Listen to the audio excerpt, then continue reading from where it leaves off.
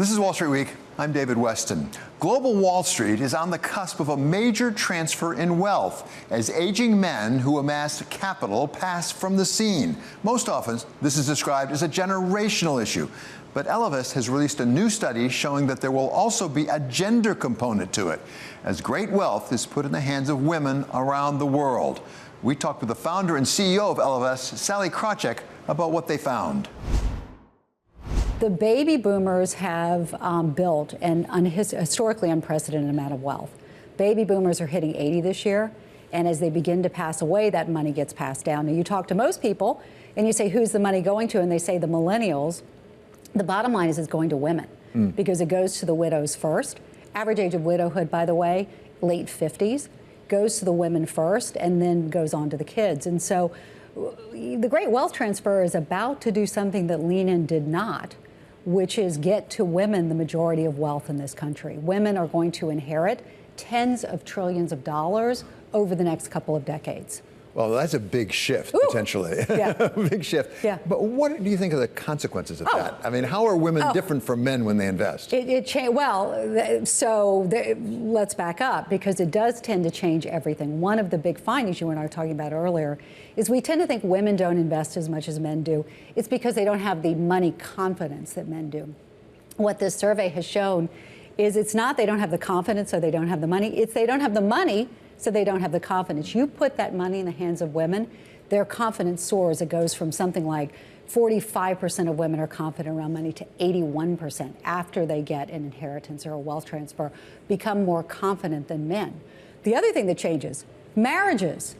Marriages, something like double the amount of women who get an inheritance, get a wealth transfer, say that they could leave relationships that they don't want to be in, which is really significant. You see it for young millennial and Gen Z women who 3 times the number of them say they'll leave a relationship as those who don't get an inheritance.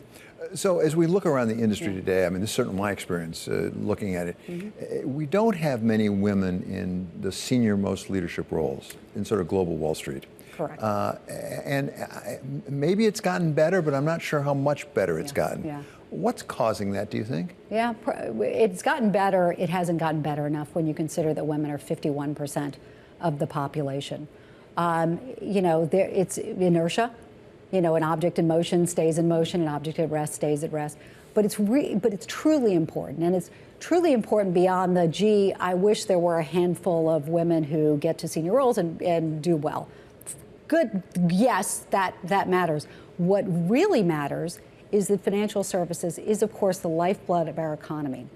And the research shows you that diversity is a driver of superior performance.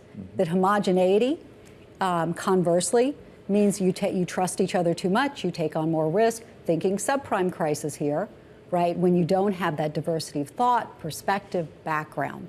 So we should all care about diversity in financial services because it is, again, the lifeblood of the economy. And we should also care because of if we are a woman, we want to be reflected.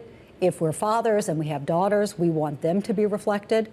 And the industry, needs to do and will do with more diversity a better job for women, again, who are coming into a ton of money with the great wealth transfer. In your experience, do you think that the leadership of the large financial institutions, and by that I mean the CEO, the C-suite, and the board, understand what you just said? Because over the last few months, we've seen quite a few senior women leave their roles. Now, maybe we just notice it more, but it feels like there are a lot of senior women moving on. Yeah, look, I think everybody believes in the power of, having a team that is diverse and can debate. I mean, forget about this blowback on DEI, but if you're in senior leadership, sort of understanding that you want these different perspectives.